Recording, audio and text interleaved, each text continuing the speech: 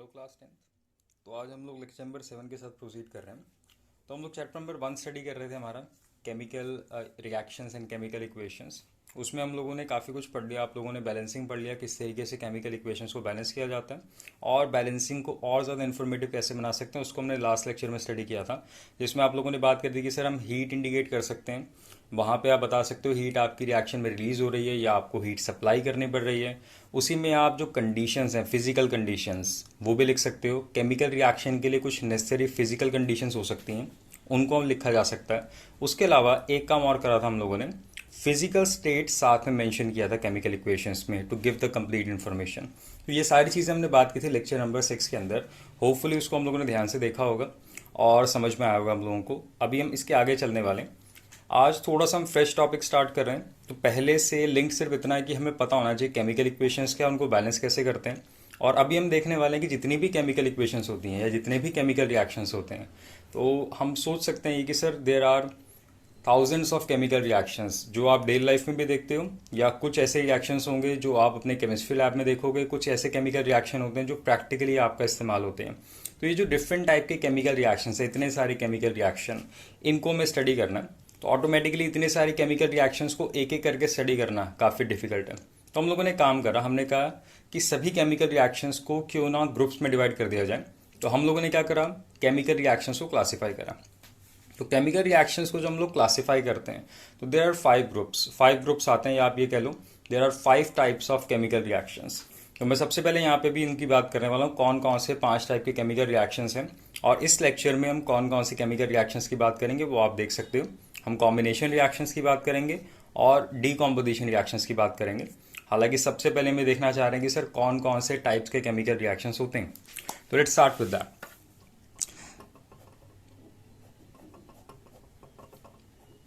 First we are talking about types of chemical reactions.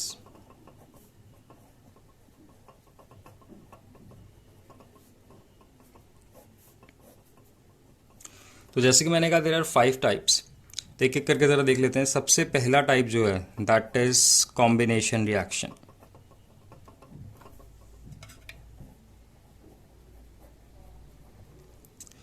Second type is decomposition reaction.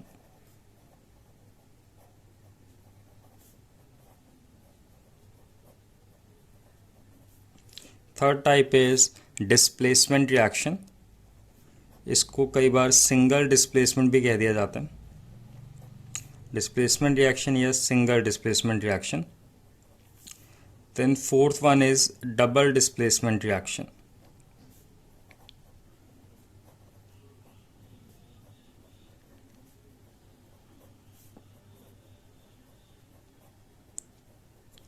And there is one more kind, this is oxidation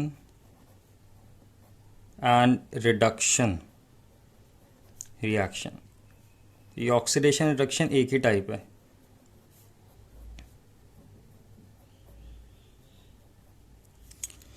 There are 5 types of chemical reactions: combination reaction, decomposition reaction, single displacement reaction, double displacement reaction and oxidation and reduction reactions. तो ये 5 type के chemical reaction हम लोगों को इस chapter में पढ़ने हैं और एक एक करके बात करेंगे ऑब्वियसली। तो सबसे पहले हम लोग स्टार्ट कर रहे हैं कॉम्बिनेशन रिएक्शन के साथ। तो हम देखेंगे डिटेल में हर एक को और एक एक करके सबको समझेंगे हम लोग। तो सबसे पहले हम लोग बात करेंगे यहाँ पे कॉम्बिनेशन रिएक्शन की। So let's start with combination reaction.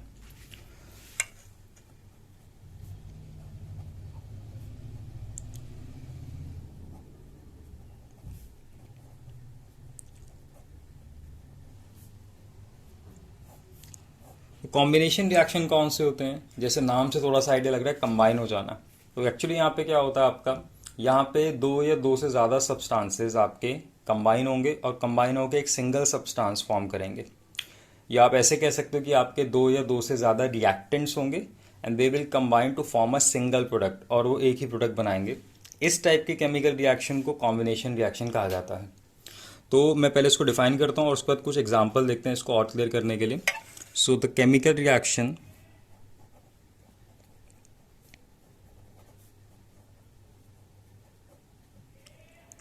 in which 2 or more substances, जिसको कि आप रिएक्टेंट्स कह सकते हो, combine to form a single new substance,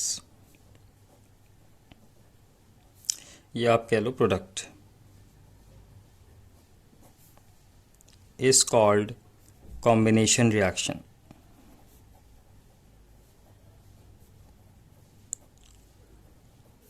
तो कॉम्बिनेशन रिएक्शन की पहचान ही है कि एक सिंगल प्रोडक्ट बनेगा. Now that is the most important thing here, कि आपको एक सिंगल प्रोडक्ट मिलने वाला है, सिर्फ एक प्रोडक्ट मिलेगा. यही पहचान होती है आपकी कॉम्बिनेशन रिएक्शन की. तो मैं एक एग्जांपल देता हूँ. और एक्चुअली जितने हम लोग केमिकल इक्वेशन या केमिकल रिएक्शन अब तक देख चुके हैं, उनमें आप आइडेंटिफाई कर सकते हो कि कौन से केमिकल रिएक्शंस को कॉम्बिनेशन रिएक्शन कहा जा सकता है और किन को नहीं कहा जा सकता. तो जिनमें भी एक ही प्रोडक्ट होगा, सिर्फ एक प्रोडक्ट, उनको बोलोगे आप कि that these are combination reactions. तो जैसे मेरे को याद आता है कि हमने सबसे पहले जब बर्निंग ऑफ मैग्नीशियम रिबन की बात की थी, तो रिएक्शन याद करो और ज़रा सोचो कि क्या वो रिएक्शन कॉम्बिनेशन था कि नहीं था. तो अगर मैं उसको यहाँ पे लिख के देखूँ, शायद और अच्छे से आइडिया लगे. मैग्नीशियम को जब बर्न करते हैं ऑक्सीजन में, it will give you magnesium oxide, right. तो इस केस में मैग्नीशियम ऑक्साइड आप देख सकते हो एक सिंगल प्रोडक्ट आपको यहाँ पे मिल रहा है. तो अगर एक सिंगल प्रोडक्ट मिल रहा है, then this reaction is an example of combination reaction. मैंने एक बात और बोली थी, इसमें हीट भी रिलीज होगी, तो उसमें कोई दिक्कत नहीं है, हीट रिलीज होती है इसके अंदर. लेकिन हीट को एज अ प्रोडक्ट काउंट नहीं किया जाता. हीट तो सिर्फ एक फॉर्म ऑफ एनर्जी है आपकी. अगर सब्सटेंस की बात करें, heat is not a substance. MgO, magnesium oxide, एक सिंगल सब्सटेंस नया फॉर्म हो रहा है आपका, that's why it is combination reaction. तो सिर्फ एक ही सब्सटेंस अगर आपका राइट हैंड साइड पे, तो उस केस में आप बोलोगे कि ये रिएक्शन अपना कॉम्बिनेशन रिएक्शन है. ठीक, तो ये आप देख सकते हो, ये रिएक्शन एक्चुअली कॉम्बिनेशन भी है, और इसको एक और नाम से जान सकते हो, इसको एक्सोथर्मिक भी बोल सकते हो. इस केस में कॉम्बिनेशन रिएक्शन ये वाला आपका एक्सोथर्मिक आ रहा है. ठीक है, हालांकि ऐसा कोई ज़रूरी नहीं कि सभी कॉम्बिनेशन रिएक्शन एक्सोथर्मिक हो, लेकिन इस केस में ऐसा हो रहा है. एक एग्जांपल हमने और देखा था, अगर आपको याद हो तो, नाइट्रोजन और oxygen they combine to form nitrogen monoxide. इस केस में हीट सप्लाई करते थे हम, क्या उससे फ़र्क नहीं पड़ता. लेकिन इस केस में आप नोटिस कर सकते हो, क्या अगर बैलेंस भी साथ में करते हैं, तो इस केस में आप नोटिस कर सकते हो, नाइट्रोजन जब ऑक्सीजन के साथ कंबाइन करता है तो नाइट्रोजन मोनोऑक्साइड फॉर्म होता है हमारा. ये रिएक्शन भी ऑलरेडी हम पहले देख चुके हैं. और इस रिएक्शन में आप देखोगे एक सिंगल ही प्रोडक्ट फॉर्म हो रहा है आपका. If only one product is produced, then this chemical reaction is a combination reaction. तो ये केमिकल रिएक्शन भी कॉम्बिनेशन है. और ये कॉम्बिनेशन के साथ और क्या है, क्योंकि इस केस में आपको हीट देनी पड़ रही है, हीट सप्लाई करनी पड़ रही है. तो हीट अगर दे रहे हैं या हीट अगर लेफ्ट हैंड साइड पे है, तो उस केस में रिएक्शन एंडोथर्मिक है. तो मैंने आपको एक कॉम्बिनेशन रिएक्शन का एग्जांपल दिया, पहला जो एक्सोथर्मिक भी था, फिर मैंने कॉम्बिनेशन रिएक्शन का एग्जांपल दिया जो एंडोथर्मिक भी था. तो ये सिर्फ मेरे को वैरायटी देने के लिए था आपको, क्योंकि कई बार बच्चों के उनमें कन्फ्यूजन आता है कि कॉम्बिनेशन रिएक्शन सर एक्सोथर्मिक होंगे हमेशा, या कुछ बच्चे बोलते हैं कॉम्बिनेशन रिएक्शन हमेशा एंडोथर्मिक होंगे. ऐसी कोई नेसेसिटी नहीं है, इसीलिए मैंने दोनों एग्जांपल्स देके आपको ये बात क्लियर कर दी. I hope this is clear. तो ये हम लोगों ने रिएक्शन देखे कॉम्बिनेशन रिएक्शन में. कुछ एग्जांपल्स और भी लेना चाहूँगा इसके, जिससे और ज़्यादा कॉन्सेप्ट को क्लियर किया जा सके. तो अभी एक एग्जांपल और लेते हैं हम लोग कॉम्बिनेशन रिएक्शन का. तो कॉम्बिनेशन रिएक्शन के एग्जांपल की बात करें तो, कार्बन को अगर ऑक्सीजन में बर्न करोगे, देन इट प्रोड्यूसेस CO2. तो CO2 प्रोड्यूस करता है. क्या सोच सकते हो केमिकल रिएक्शन कॉम्बिनेशन है कि नहीं? Of course, single product produce हो रहा है आपका, इट इज़ कॉम्बिनेशन रिएक्शन. ठीक है. Now this is one of the important examples जो आपको याद रखने की ज़रूरत है, जिनकी मैं अभी जो बात करने वाला हूँ उस रिएक्शन का कह रहा हूँ. This is important. ऐसा नहीं कि बाकी इंपॉर्टेंट नहीं थे, लेकिन इसको ज़्यादा अच्छे से याद रखना है. यहाँ पे हम लोग बात करेंगे आपका क्विकलाइम का. तो when water is added to quicklime,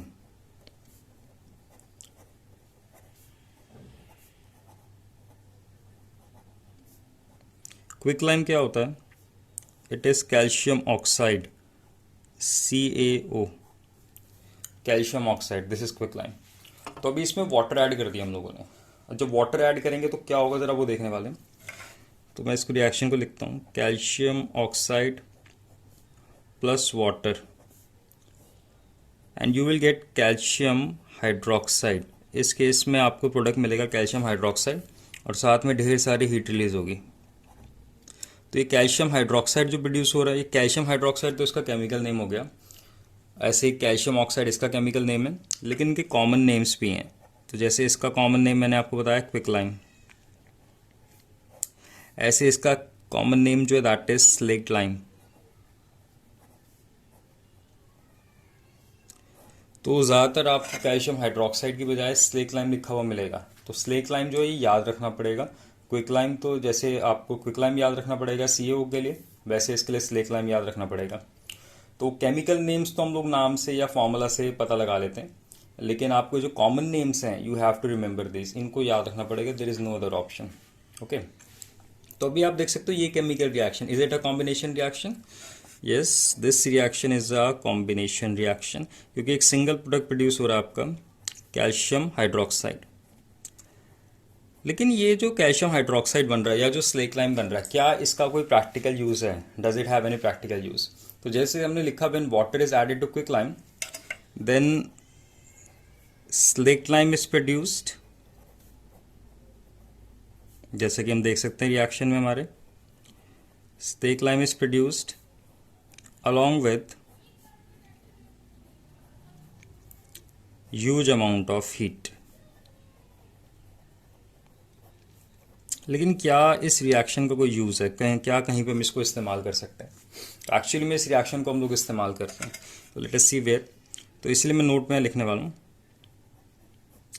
actually क्या होता है, जब ये स्लेक लाइम आपका बन जाता है, इसमें हम थोड़ा सा पानी ऐड करते हैं, ठीक है। पानी सिर्फ इसलिए कि एक सॉल्यूशन सा एक पेस्ट बन जाए हमारा, ठीक। तो some water is added to slake lime, कोई रिएक्शन नहीं हो रहा अभी, सिर्फ पानी थोड़ा सा डालते हैं एक पेस्ट बनाने के लिए। Some water is added to slake lime to form paste, ताकि एक पेस्ट फॉर्म हो जाए। And then it is applied on walls, उसके बाद इसे वॉल्स पे लगा दिया जाता है। जी हाँ, घर की दीवारों पे लगा देते हैं इसको। अब घर की दीवारों पे क्यों लगाया, उससे क्या फ़ायदा है? तो लेट अस सी घर की दीवारों पे क्यों लगाते हैं और ये करता क्या आपका। एक्चुअली जब आप दीवारों पे इसको लगाओगे तो उस समय होगा क्या, आपका ये जो एटमॉस्फेयर में CO2 प्रेजेंट होता है, क्योंकि दीवार तो आपके आसपास एयर तो होगी और उसमें CO2 होगा। तो जो एयर में CO2 प्रेजेंट होता है वो CO2 इसके साथ रिएक्ट करना स्टार्ट कर देता है अपने कैल्शियम हाइड्रोक्साइड के साथ। तो हम लिखेंगे then CO2 in air reacts with calcium hydroxide, जो अपना कैल्शियम हाइड्रोक्साइड वॉल्स पे हमने लगाया उसके साथ CO2 रिएक्ट करना स्टार्ट करेगा। और देखते हैं जब ये रिएक्ट करेगा तो क्या प्रोड्यूस करता है। तो ये रिएक्शन में लिखना चाहता हूँ, एक कैल्शियम हाइड्रोक्साइड और इसमें CO2। तो इस केस में जब CO2 से रिएक्ट करता है 2-3 दिन लग जाते हैं। जब आपने वॉल पे लगा दिया अपना स्लेक लाइम तो 2-3 दिन तक आपका CO2 रिएक्ट करता रहेगा, और रिएक्ट करने पे प्रोडक्ट प्रोड्यूस होता है हमारा calcium carbonate along with water या वाटर वेपर्स। तो कैल्शियम कार्बोनेट हमारा बन जाएगा, दिस इज़ कैल्शियम कार्बोनेट। हालांकि इसका भी एक कॉमन नेम है, मैं वो कॉमन नेम यूज़ करता हूँ, लाइमस्टोन। तो आपने दीवार पे लगाया था स्लेक लाइम, वो CO2 के साथ रिएक्ट करके फॉर्म कर रहा है limestone.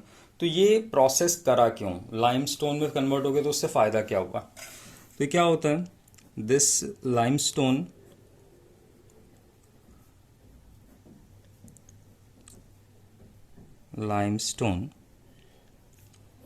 gives a shiny appearance to walls।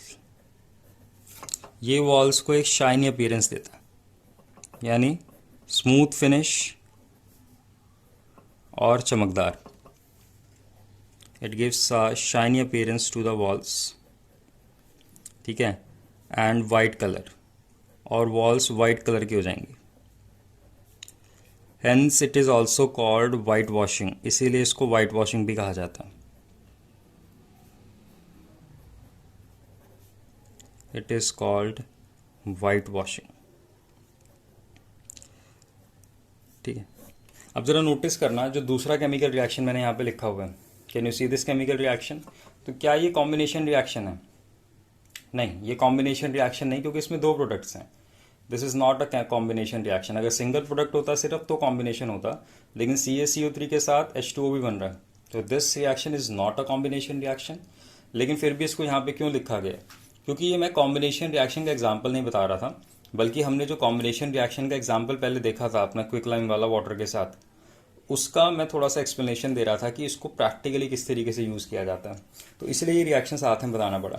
तो आई विल सजेस्ट टू कि अब इसको इसके साथ ही याद रखें। हालांकि ये भी याद रखें कि ये रिएक्शन कॉम्बिनेशन नहीं है, ये हमारा प्रैक्टिकल एग्जाम्पल है कि किस तरीके से स्लेक लाइम को इस्तेमाल किया जाता है वाइट वॉशिंग के लिए या एक शाइनी अपीयरेंस देने के लिए वॉल्स पे, राइट। तो this is all about combination reaction. यहाँ पे हमने जितनी बात करी, हमें इतनी बातें अगर हम याद रख पाएंगे तो कॉम्बिनेशन रिएक्शन में कोई दिक्कत नहीं आने वाली। और सबसे बड़ी बात याद रखना कि अगर सिंगल प्रोडक्ट प्रोड्यूस हो रहा है तभी उस रिएक्शन को आप कॉम्बिनेशन रिएक्शन बोलोगे। यही एक पहचान होती है कॉम्बिनेशन रिएक्शन की, राइट। और ये भी याद रखना कि कॉम्बिनेशन रिएक्शन एक्सोथर्मिक भी हो सकते हैं, कॉम्बिनेशन रिएक्शन एंडोथर्मिक भी हो सकते हैं। दोनों का एग्जाम्पल आपको दिया गया था। अभी इसके आगे प्रोसीड कर रहे हैं हम डीकॉम्पोजिशन रिएक्शंस के साथ। Okay, so now we have decomposition reactions. तो डीकॉम्पोजिशन रिएक्शन जब बात करेंगे तो डीकॉम्पोजिशन रिएक्शन क्या होता है ज़रा देख लेते हैं एक बार।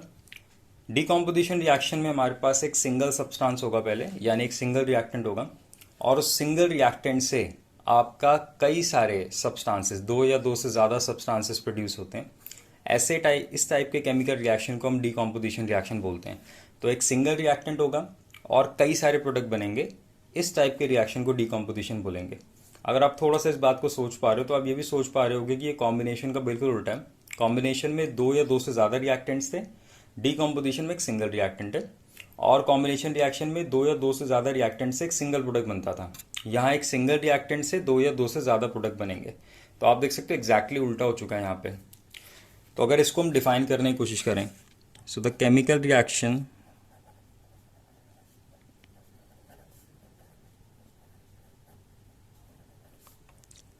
in which a single substance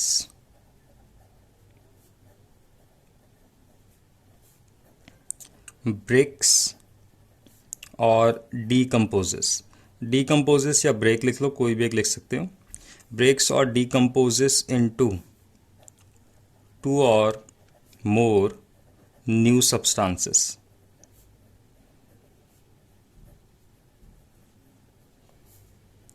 is called chemical decomposition. Chemical decomposition reaction. सिर्फ डिकम्पोजिशन भी बोल सकते हो, केमिकल डिकम्पोजिशन भी बोल सकते हो, जैसे आपकी चाहत। तो ये तो हम लोगों ने डिफाइन करा, लेकिन उसकी अंडरस्टैंडिंग और इम्प्रूव करने के लिए एक एग्जांपल लेके देखते हैं। तो अगर एक एग्जांपल लें इसका, तो सबसे सिंपल एग्जांपल, सबसे कॉमन एग्जांपल मैं आपको देने वाला हूँ, कैल्शियम कार्बोनेट, जो कि क्या था हमारा, अभी हमने नाम देखा था, इसका कॉमन नेम भी था एक, विच वाज लाइमस्टोन। तो अपना कैल्शियम कार्बोनेट जो है ये डिकम्पोज होता है या ये ब्रेक होता है, और जब ये ब्रेक होगा तो उस समय प्रोड्यूस करेगा कैल्शियम ऑक्साइड प्लस CO2। तो आप देख सकते हैं यहाँ पे कैल्शियम ऑक्साइड बन रहा है और साथ में CO2 बन रहा है। कैल्शियम ऑक्साइड को हम एक और नाम से जानते हैं, we also call it quicklime. तो ये हमारा केमिकल रिएक्शन है, लेकिन हल्का सा एक ट्विस्ट है। वो ट्विस्ट ये कि जब कैल्शियम कार्बोनेट आपका ब्रेक होता है कैल्शियम ऑक्साइड या CO2 में, या जब कोई भी आपका केमिकल डिकम्पोजिशन रिएक्शन होगा, जैसे आप देख सकते हो ये केमिकल डिकम्पोजिशन है, इसकी पहचान क्या होती है कि आपका जो लेफ्ट हैंड साइड है उसमें सिर्फ एक सब्सटेंस होगा, यानी रिएक्टेंट सिर्फ एक होगा, तो उस केस में आप बोलोगे केमिकल डिकम्पोजिशन रिएक्शन है। तो ये तो पहचान हो गई इसकी। लेकिन जब भी किसी चीज़ को आप ब्रेक करोगे, तोड़ोगे, तो तोड़ने के लिए हमेशा आप लोगों को एनर्जी सप्लाई करनी पड़ती है।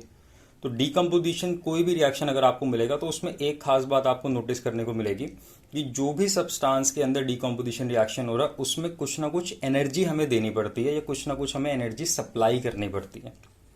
तो इस केस में भी कैल्शियम कार्बोनेट जो है, ये रिएक्शन जब होगा तो उस केस में आपको हीट सप्लाई करनी पड़ेगी, you have to supply some heat, तभी ये रिएक्शन होगा, बिना हीट सप्लाई करे ये केमिकल रिएक्शन नहीं होता। यानी अगर नॉर्मली आपका कैल्शियम कार्बोनेट पड़ा हुआ है और आप एक्सपेक्ट कर रहे हो कि इसमें अपने आप डीकम्पोजिशन होकर क्विकलाइन बन जाएगा और साथ में कार्बन डाइऑक्साइड बन जाएगा, तो ऐसा नहीं होने वाला।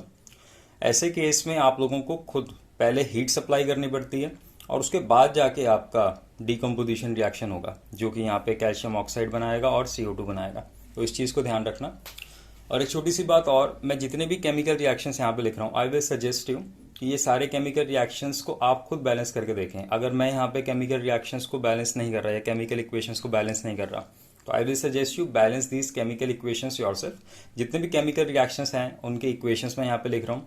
उन इक्वेशंस को बैलेंस करने से आपकी बैलेंसिंग स्ट्रांग हो सकती है, तो उसको आप खुद ट्राई करें। तो मैं कोशिश करूँगा कि ज़्यादातर केमिकल इक्वेशंस को मैं बैलेंस कर दूँ, लेकिन कुछ इक्वेशंस को मैं इंटेंशनली बैलेंस नहीं करने वाला, ताकि आप खुद उसके लिए प्रैक्टिस कर सकें। या कुछ इक्वेशंस को आप चेक करोगे तो वो खुद ऑलरेडी बैलेंस्ड होंगी, तो you have to identify it for yourself. Okay, अब हम लोगों ने एक केमिकल रिएक्शन देखा और इससे हमें एक छोटी सी हिंट और मिली, 2 हिंट एक्चुअली। पहली हिंट तो ये कि हमें एक सिंगल सब्सटेंस अगर इन्वॉल्व है, सिर्फ और सिर्फ आपका लेफ्ट हैंड साइड पे एक सिंगल सब्सटेंस है, तो उससे हम आइडेंटिफाई कर सकते हैं कि हमारा given chemical reaction decomposition reaction है। दूसरी बात ये कि केमिकल डीकम्पोजिशन रिएक्शन में हमेशा आपको किसी ना किसी फॉर्म में एनर्जी सप्लाई करनी पड़ेगी, you have to supply some energy. तो मैं यहाँ पे नोट में बात लिखना चाह रहा हूँ, इन chemical decomposition reactions energy must be supplied।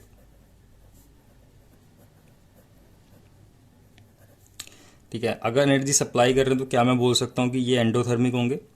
So they are always endothermic. तो डीकम्पोजिशन रिएक्शन आप देखोगे हमेशा एंडोथर्मिक है। ठीक है, अब क्वेश्चन ये आता है कि सर ऐसा क्यों, हमेशा एनर्जी क्यों सप्लाई करनी पड़ेगी? तो आंसर जो आपकी कॉमन सेंस से ही आ रहा है, जो आंसर आप सोच पा रहे हो एक्चुअली दैट इज करेक्ट। तो ज़्यादातर बच्चों के दिमाग में बात आ रही होगी, सर एक्चुअली किसी चीज़ को अगर आपको तोड़ना है या चीज़ों को अगर आपको अलग अलग करना है, क्योंकि पार्टिकल्स आपके जुड़े हुए हैं, जो सारे पार्टिकल जुड़े हैं अगर उनको दूर करना है, उनको अलग अलग करना है, तोड़ना है, तो उनको अलग अलग करने के लिए ऑटोमेटिकली आपको कुछ ना कुछ फोर्स लगानी पड़ेगी या किसी ना किसी फॉर्म में एनर्जी सप्लाई करनी पड़ेगी। You have to supply the energy in some form. Okay, तो ये एनर्जी सप्लाई करने पड़ते हैं, एंडोथर्मिक होते हैं। क्यों होते हैं? बिकॉज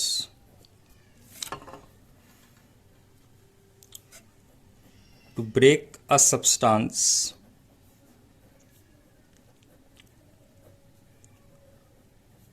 और to separate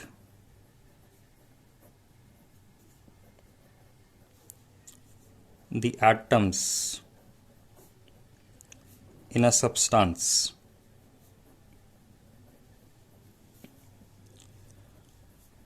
we need to supply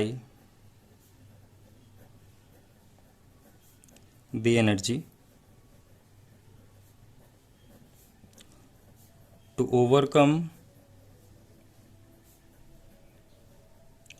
there interparticle forces. जो इंटर पार्टिकल फोर्सेस हैं उनको ओवरकम करने के लिए किसी न किसी फॉर्म में तो एनर्जी सप्लाई करनी पड़ेगी। तो आई थिंक ये कॉमन सेंस है, ये हम खुद सोच सकते हैं। आपको किसी बुक में इस क्वेश्चन का आंसर ढूंढने की जरूरत नहीं है, you can think it for your self, right. तो अभी हम लोगों को समझ में आता है कि डीकम्पोजिशन रिएक्शन सभी एंडोथर्मिक होंगे और उनमें आपको किसी न किसी फॉर्म में एनर्जी सप्लाई करनी पड़ेगी। तो जो ये मैं वर्ड यूज़ कर रहा हूँ बार बार, किसी न किसी फॉर्म में एनर्जी सप्लाई करनी पड़ रही होगी, आपके दिमाग में आ रहा होगा सर किसी न किसी फॉर्म का क्या मतलब है? आप तो हर बार हीट ही सप्लाई करोगे ना, क्योंकि हम जिस फॉर्म ऑफ एनर्जी की बात कर रहे हैं अभी तक हमने सिर्फ हीट की बात करी है। क्या किसी और फॉर्म में भी एनर्जी सप्लाई करी जा सकती है डीकम्पोजिशन रिएक्शन में? Now that is the next question, that is also correct. अभी आपका क्या है, जब डीकम्पोजिशन रिएक्शन होगा तो हीट की फॉर्म में एनर्जी सप्लाई कर सकते हो, लेकिन और भी फॉर्म्स है जिनमें आपकी एनर्जी सप्लाई करी जा सकती है। जैसे आप इलेक्ट्रिसिटी की फॉर्म में एनर्जी सप्लाई कर सकते हो। Now electricity is also a form of energy या is also a form of work, तो इस फॉर्म में भी एनर्जी सप्लाई करी जा सकती है। उसके अलावा आपका लाइट फॉर्म के या लाइट एनर्जी भी सप्लाई करी जा सकती है, जिसको हम फोटो एनर्जी भी बोलते हैं। तो दैट इज़ परफेक्टली करेक्ट। तो अभी मैं यहाँ पे लिखने वाला हूँ किस किस फॉर्म में हम एनर्जी सप्लाई कर सकते हैं। ठीक है, नोट में सेकेंड पॉइंट में forms in which energy can be supplied. तो एक एक करके मैं तीनों फॉर्म्स लिख रहा हूँ। ठीक, कौन कौन सी फॉर्म्स? सबसे पहले जो अपना दैट इज हीट एनर्जी। अगर आप हीट एनर्जी सप्लाई कर रहे हो तो उस केस में हम डीकम्पोजिशन रिएक्शन को कई बार थर्मल डीकम्पोजिशन बोल देते हैं, या आई विल सजेस्ट टू कि आप थर्मल डीकम्पोजिशन बोलो। थर्मल का मतलब हीट ही है एक्चुअली, या हीट से रिलेटेड ही है। तो अगर हीट एनर्जी सप्लाई कर रहे हैं तो उस केस में डीकम्पोजिशन रिएक्शन को थर्मल डीकम्पोजिशन बोल देंगे। ठीक, उसके अलावा इलेक्ट्रिसिटी, आप इलेक्ट्रिसिटी की फॉर्म में एनर्जी सप्लाई कर सकते हो या इलेक्ट्रिक करंट की फॉर्म में एनर्जी सप्लाई कर सकते हो। ऐसे केस में जो केमिकल डीकम्पोजिशन होता है जब हम इलेक्ट्रिक करंट पास करते हैं, तो मैं एक लिख देता हूँ एक्चुअली, द केमिकल डीकम्पोजिशन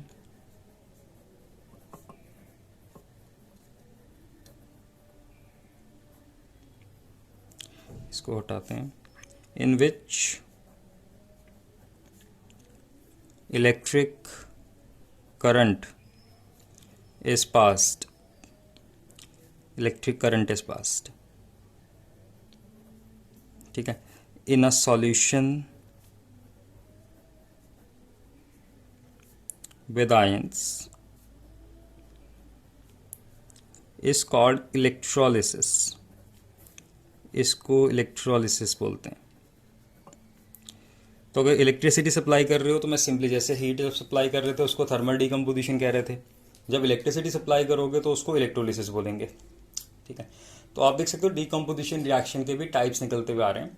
अगर हीट सप्लाई कर रहे हैं तो उस केस में थर्मल डीकम्पोजिशन, अगर इलेक्ट्रिसिटी सप्लाई कर रहे हैं तो उस केस में इलेक्ट्रोलिसिस, एंड फाइनली लास्ट इस केस में आप क्या करोगे, इसको लाइट एनर्जी सप्लाई करोगे। ये लाइट एनर्जी सनलाइट भी हो सकती है, या किसी बल्ब से लाइट भी हो सकती है, किसी ट्यूबलाइट की लाइट भी हो सकती है, डजेंट मैटर। हालांकि कुछ रिएक्शंस में स्पेसिफिक टाइप की लाइट की ज़रूरत होती है, लेकिन लाइट एनर्जी भी सप्लाई करी जा सकती है, आपको ये बताया जा रहा है सिर्फ। तो अगर लाइट एनर्जी सप्लाई कर रहे हैं तो इस केस में इसको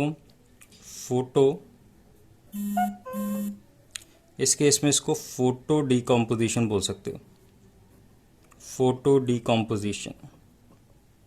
तो let me tell you, photo का मतलब एक्चुअली लाइट से रिलेटेड ही है। ठीक है, तो फोटो डीकम्पोजिशन बोल सकते हो आप इसको, फोटो डीकम्पोजिशन रिएक्शन। तो अभी हम तीनों जो देखा हमने, हीट एनर्जी सप्लाई कर रहे हैं, ठीक है, डीकम्पोजिशन वही है, एक सिंगल रिएक्टेंट होगा, वो ब्रेक हो जाएगा आपका, उसके टूटने को कई सारे सब्सटेंस बना देना टूटने के बाद, इसी को डीकम्पोजिशन कहते हैं। लेकिन एनर्जी कई फॉर्म में सप्लाई हो सकती है, हीट की फॉर्म में भी सप्लाई हो सकती है, इलेक्ट्रिक करंट की फॉर्म में सप्लाई हो सकती है, और लाइट की फॉर्म में सप्लाई हो सकती है। तो ये हमने टाइप्स देख लिए, एक एक इनका एग्जाम्पल देखना जरूरी है। तो let us see examples of each of these types. तो सबसे पहला जो टाइप है वो है थर्मल डीकम्पोजिशन। तो इसका एग्जाम्पल देख लेते हैं। थर्मल डीकम्पोजिशन का एग्जाम्पल ऑलरेडी हम देख चुके हैं, तो एक एग्जाम्पल तो पीछे देख ही चुके, जो हमने देखा था कैल्शियम कार्बोनेट वाला। कैल्शियम कार्बोनेट में जब हीट सप्लाई करोगे तो उस केस में फॉर्म होगा कैल्शियम ऑक्साइड, और साथ में फॉर्म होगा CO2, कार्बन डाइऑक्साइड, राइट। लेकिन कुछ और एग्जांपल्स भी हैं जो हमें याद रखने की ज़रूरत है। ये रिएक्शन जो है आपका, इसमें लाइमस्टोन है, उससे क्विकलाइम प्रोड्यूस हो रहा है, ओके। इसके अलावा दूसरा रिएक्शन जो हम ले सकते हैं वो ले सकते हैं आयरन सल्फेट का, FeSO4। आयरन सल्फेट के बारे में जानते हैं कि ये पेल ग्रीन या डल ग्रीन कलर का होता है, तो इट इज़ ग्रीन कलर। और आयरन सल्फेट को अगर हम लोग हीट करते हैं, हीट करने पे क्या होगा, हीट करने पे प्रोड्यूस कर देगा आपका, या डीकम्पोज हो जाएगा, और जो सब्सटेंसेस बनेंगे वो होगा, एक तो Fe2O3, ये था आपका फेरिक ऑक्साइड, और उसके साथ में फॉर्म होता है SO2, और साथ में फॉर्म होता है SO3। तो Fe2O3 ये है आयरन ऑक्साइड या फेरिक ऑक्साइड। इसके बारे में आपको सिर्फ इतना याद रखना है कि इसका कलर जो होता है दैट इज़ ब्राउन। एक्चुअली इसे रेडिश ब्राउन बोलते हैं, लेकिन अगर सिंपली ब्राउन भी बोल दोगे चलेगा, तो you can call it reddish brown as well. तो मैं रेडिश भी लिख देता हूँ, रेडिश ब्राउन, ओके। उसके बाद सल्फर डाइऑक्साइड गैस रिलीज होगा, सल्फर ट्राइऑक्साइड, ठीक है, सल्फर डाइऑक्साइड, क्योंकि 2 ऑक्सीजन के एटम्स हैं, सल्फर ट्राई ऑक्साइड, क्योंकि 3 ऑक्सीजन के एटम इसलिए ट्राई वर्ड यूज़ हो रहा है। इन दोनों के बारे में आपको बता दूं, these are pungent smell. Pungent का मतलब तीखी स्मेल है, काफ़ी ज़्यादा आपको ये सर में चढ़ने वाली, जिसको हम बोलते हैं तीखी स्मेल जिसको बोला जाता है, तो तीखी स्मेल होती है इसकी, पंजेंट स्मेल। ठीक है, और एक वर्ड मैं और यूज़ करने वाला हूँ यहाँ पे, जिसका मतलब हम लोग आगे जाके देखेंगे। ये कोरोसिव गैस भी होती है, जो सल्फर डाइऑक्साइड होती है और ट्राइऑक्साइड दोनों, they are corrosive gas. Corrosive gas, इसके बारे में भी कोरोसिव गैस। अब ये कोरोसिव का मतलब हमें आगे जाके समझ में आएगा, जब टाइप्स हम पढ़ लेंगे सारे, तो बाद में वर्ड आता है कोरोजन, वहाँ से क्लियर होगा ये कोरोसिव का मतलब क्या होता है। ये फ़िलहाल इसलिए बता दिया क्योंकि हमें ये थोड़ा ये वर्ड जो है याद रखना पड़ेगा, कई बार क्वेश्चन में इस वर्ड का इस्तेमाल कर लेते हैं। तो ये रिएक्शन जो है, this reaction is one of the most important reactions, क्योंकि हम कुछ क्वेश्चंस देखेंगे जिसमें जब एक केमिकल इक्वेशन आपको बहुत अच्छे से आती होगी तभी उस क्वेश्चन का आंसर आप कर पाओगे, अदरवाइज उसका आंसर नहीं कर पाओगे। There is one more example, एक एग्जाम्पल और है, ये भी काफ़ी इंपॉर्टेंट है। It is lead nitrate. तो लेड नाइट्रेट का अगर रिएक्शन देखोगे, PbNO3 होल ट्वाइस। अब लेड नाइट्रेट का क्या, अगर इसमें आप हीट सप्लाई करते हो तो यहाँ पे हीट सप्लाई करने पे एक तो फॉर्म होता है lead oxide, this is lead oxide, और उसके साथ में आप देखोगे अगर, तो साथ में बनेगा आपका नाइट्रोजन डाइऑक्साइड, और साथ में ऑक्सीजन गैस भी रिलीज होता है। तो यहाँ पे जो याद रखने वाली बात है वो नाइट्रोजन डाइऑक्साइड NO2, ठीक है, NO2 का एक कलर होता है। नाइट्रोजन डाइऑक्साइड का जो कलर होता है ये होता है brown colour, it is brown in colour. तो ये कलर आपको याद रखना पड़ेगा। एक चीज़ और, कई बार इसको ब्राउन की जगह पे आपका डीप रेडिश ऑरेंज भी कहा जाता है इसको, you can call it brown colour और deep reddish orange, that is still compare to brown. तो दोनों ही करेक्ट हैं, कोई इशू नहीं है दोनों में। तो ये केमिकल रिएक्शन में हमें काफ़ी अच्छे से याद रखना पड़ता है, क्योंकि ये केमिकल रिएक्शन भी हम लोगों से पूछा जाता है, डायरेक्टली पूछा जाता है। आप चाहो तो इन केमिकल इक्वेशंस को बैलेंस कर सकते हो। अगर इनको बैलेंस करोगे तो उस केस में, मैं भी डायरेक्ट आपको बैलेंस करके दिखा रहा हूँ, लेकिन एक बार खुद इनकी प्रैक्टिस कर लेना आप। जैसे इसको अगर बैलेंस करोगे तो यहाँ पे 2 और 4 आएगा, इसको बैलेंस करोगे तो यहाँ पे 2 आ जाएगा। तो इस तरीके से अगर आप देखोगे तो now their equations are chemically balanced. लेकिन फिर भी एक बार खुद करके देखना, अगर आप खुद इस तरीके से बैलेंस कर पा रहे हो तभी आपका करने का फ़ायदा, याद करना बेनिफिशियल नहीं है इतना। तो यहाँ पे हम लोगों ने देख लिया thermal decomposition reaction, and let me suggest you, एक तो ये केमिकल रिएक्शन और एक ये chemical reaction. I will suggest you to remember these two very well. जितने अच्छे से याद करोगे उतना बेटर है, along with the colours I have given you, जितने का भी कलर बताया गया वो भी याद रखना। इसके बाद हम लोग आ रहे हैं आपका केमिकल डिकम्पोजिशन और थर्मल डिकम्पोजिशन के बाद हम लोग आ रहे हैं इलेक्ट्रोलिसिस पे, या अब एनर्जी सप्लाई करेंगे इलेक्ट्रिक करंट की फॉर्म में। तो भी इलेक्ट्रिक करंट की फॉर्म में एनर्जी सप्लाई करते हैं। तो बी इलेक्ट्रोलिसिस, या आप कह लो decomposition by passing current, electric current.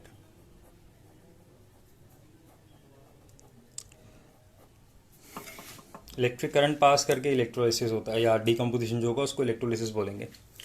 तो इसके एग्जांपल्स जो हैं दे आर क्वाइट सिंपल, बहुत सिंपल हैं, लेकिन फिर भी हम थोड़ा सा डेप्थ में जाएंगे। तो सबसे पहले अगर मैं बात करता हूँ, इसमें पहले एग्जांपल जो लेते हैं, उसने कहा वाटर अगर लेते हो ना, water we know it is liquid, और अगर इसमें आपने इलेक्ट्रिक करंट पास कर दिया, इलेक्ट्रिसिटी, वाटर में इलेक्ट्रिसिटी अगर आप पास करते हो तो उस केस में आप देखोगे ये टूट जाएगा, H2O ब्रेक हो जाएगा, ब्रेक होकर हाइड्रोजन गैस अलग हो जाएगी और ऑक्सीजन गैस अलग हो जाएगा, दे आर बोथ सेपरेटेड, या आप कह लो H2O डिकम्पोज हो गया हाइड्रोजन और ऑक्सीजन गैस बनाने के लिए।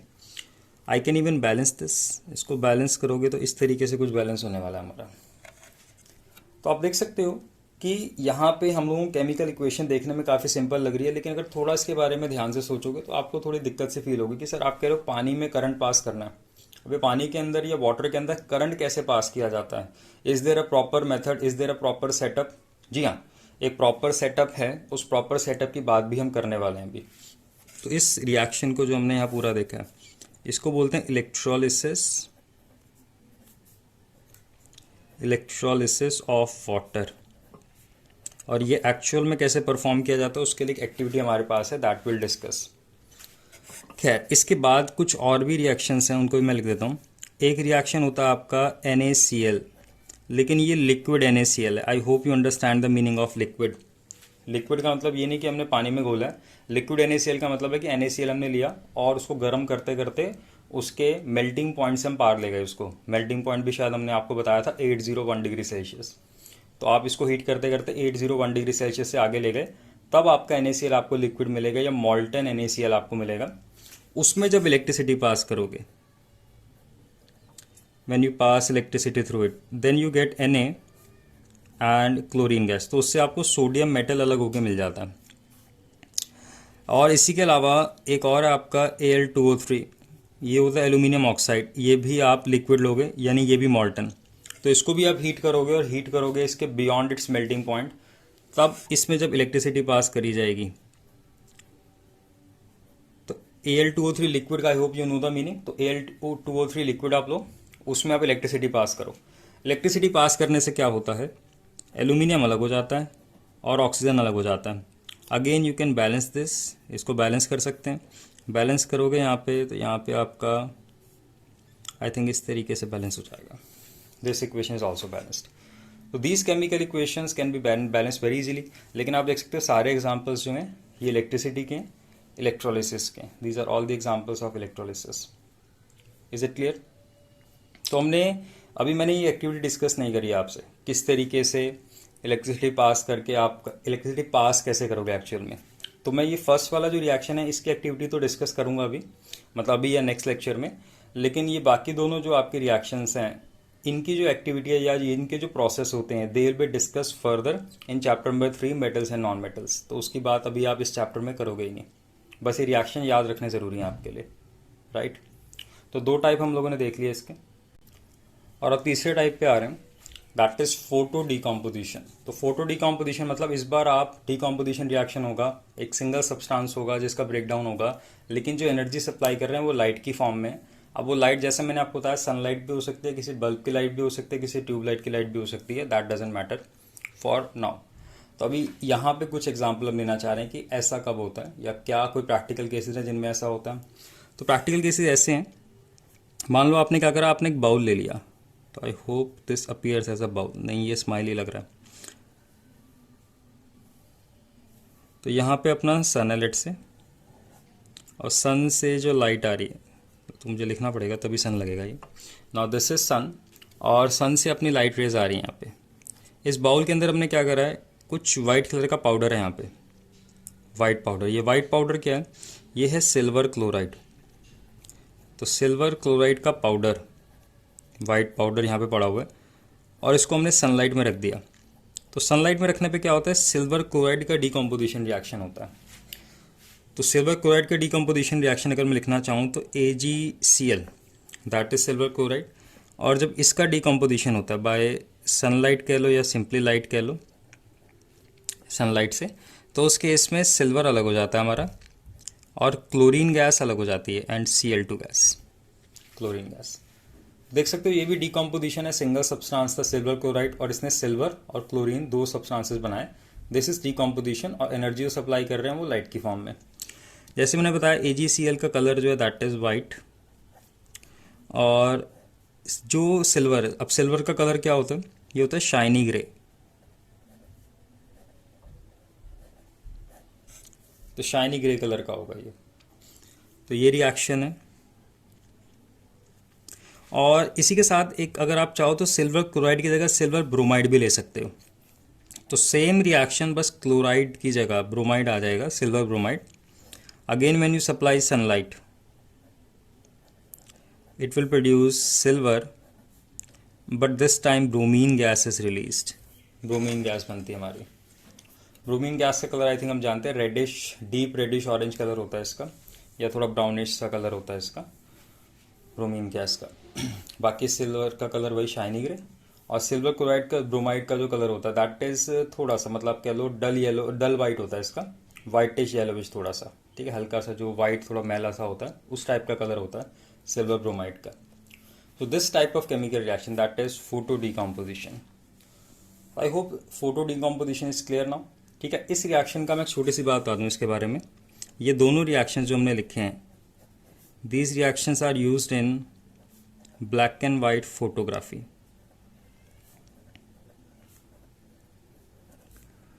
ये ब्लैक एंड वाइट फोटोग्राफी में इस्तेमाल होता है। एक्चुअली जो फोटोग्राफ्स होती हैं उनको जब पेपर पे उतारना होता है तो वो एक स्पेशल टाइप का पेपर होता है, और उस स्पेशल टाइप के पेपर पे इसी केमिकल रिएक्शन का इस्तेमाल करके आपकी इमेज निकाली जाती है, इमेज बनाई जाती है ब्लैक एंड वाइट फोटोग्राफी। तो इसको मैं डिटेल में डिस्कस नहीं करने वाला क्योंकि हमारे सिलेबस में नहीं है, हमें black and white photography discuss नहीं करना। ठीक है, लेकिन आगे कभी मौका मिलेगा तो मैं इस पर एक डिटेल में वीडियो करूँगा जहाँ पे आपको पूरे तरीके से बताया जाएगा कि ब्लैक एंड वाइट फोटोग्राफी में किस तरीके से केमिकल रिएक्शंस इन्वॉल्व हैं। हालांकि उसमें और भी कई सारी चीज़ें आती हैं। ठीक तो अभी हम लोगों ने जितनी भी यहाँ पे बात करी, जितना भी हम लोगों ने यहाँ पे देखा, हमने सब डिकम्पोजिशन रिएक्शन, कॉम्बिनेशन रिएक्शन पूरे तरीके से देखे।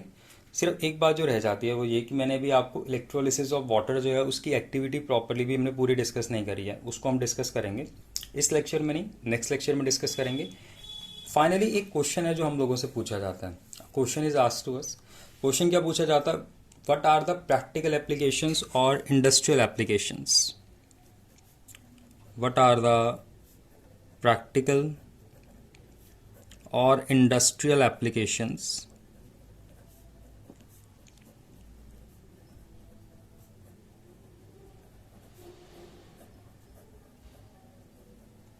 Of decomposition reaction? तो डिकम्पोजिशन रिएक्शन के लिए एप्लीकेशंस,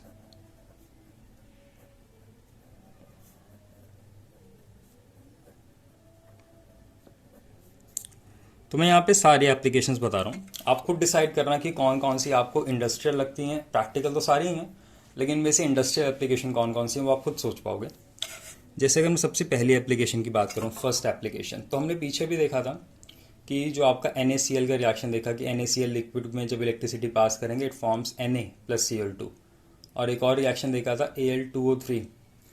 ठीक है, मैं लिख देता हूँ NaCl लिक्विड, और NaCl लिक्विड में जब इलेक्ट्रिसिटी पास करोगे तो उस केस में Na और Cl2 बनता है।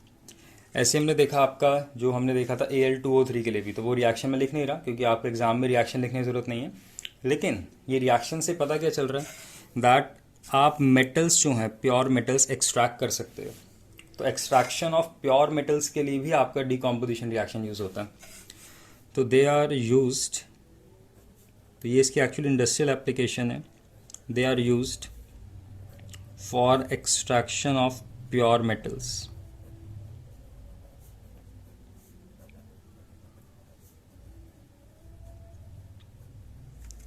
ठीक है, एंड कई बार एक वर्ड में और ऐड करने वाला हूँ, and other metallurgical processes.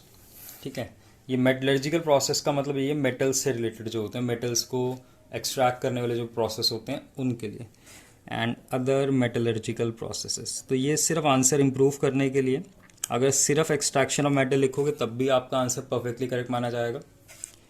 And other metallurgical processes, तो फर्स्ट एप्लीकेशन तो ये हो गई अपनी। इसके अलावा और कौन सी एप्लीकेशन देखते हैं हम लोग? एक हम लोग एप्लीकेशन देखते हैं इसका, जो आपका सीमेंट होता है उसको मैन्युफैक्चर करने के लिए यूज़ होता है। तो वो रिएक्शन हमने आपको दिखाया नहीं, लेकिन जब सीमेंट मैन्युफैक्चर होगा उस समय पे भी ये डिकम्पोजिशन इस्तेमाल होता है, मैन्युफैक्चर ऑफ सीमेंट। और एक सब्सटेंस और है जिप्सम। ये जिप्सम जो है ये आप सेकंड चैप्टर में एक्चुअली देखेंगे इसको, तो इसके मैन्युफैक्चर में भी आप देखोगे डिकम्पोजिशन रिएक्शन इन्वॉल्व होगा। ठीक, एक तीसरा एप्लीकेशन है कि अगर हम स्टमक की बात करें, पेट में, तो जब हम खाना खाते हैं उस खाने का भी ब्रेक डाउन करना होता है, तो उस खाने का ब्रेक डाउन भी आपका डिकम्पोजिशन रिएक्शन से होता है। तो स्टमक में भी डाइजेशन ऑफ फूड के लिए, डाइजेशन ऑफ फूड के लिए डिकम्पोजिशन रिएक्शन ही होते हैं। बल्कि जो आप लोग वो खाते हो एंटासिड्स वगैरह, एंटासिड वो होते हैं आपके जो एसिडिटी कंट्रोल करने के लिए होते हैं, जैसे इनो वगैरह हो गए, तो उनका भी, उनमें भी वो भी क्या करते हैं आपके स्टमक में डिकम्पोजिशन रिएक्शन को फास्टन करते हैं, ताकि एसिडिटी की प्रॉब्लम सॉल्व हो जाए या ताकि इजीली फूड डाइजेस्ट हो जाए। इसके अलावा अगर एप्लीकेशंस की बात करें, आप चाहो तो ये एप्लीकेशन लिख सकते हो used in black and white photography, जो कि ऊपर हमने देखा ही अभी, use in black and white photography.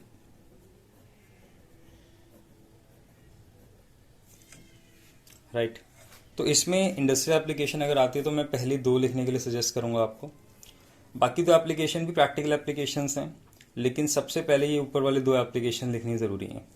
ठीक, तो आई होप यहाँ तक आपको क्लियर हो गया होगा। यहाँ तक हमने पूरे तरीके से डिस्कस कर लिया कॉम्बिनेशन और डीकम्पोजिशन रिएक्शन को। जो एक्टिविटी हमारी इलेक्ट्रोलिसिस ऑफ वाटर की, that will discuss in the next lecture. अभी तक के लिए यहीं पे हम छोड़ देंगे इसको। आई होप यहाँ तक आपको सब कुछ क्लियर होगा। तो यहाँ पे आप देख सकते हैं मैंने एक क्वेश्चन लिखा है। आई विल सजेस्ट इस क्वेश्चन को आप खुद प्रैक्टिस करें and try to solve it for yourself. और ये सेकंड क्वेश्चन है, इसको भी आप खुद सॉल्व करें, कोशिश करें खुद सॉल्व करने की। इन दोनों क्वेश्चंस का आंसर आपको जो आज हमने टॉपिक डिस्कस किया उसके ज़रिए आप कर सकते हो। तो आज के लिए इतना ही। Thank you.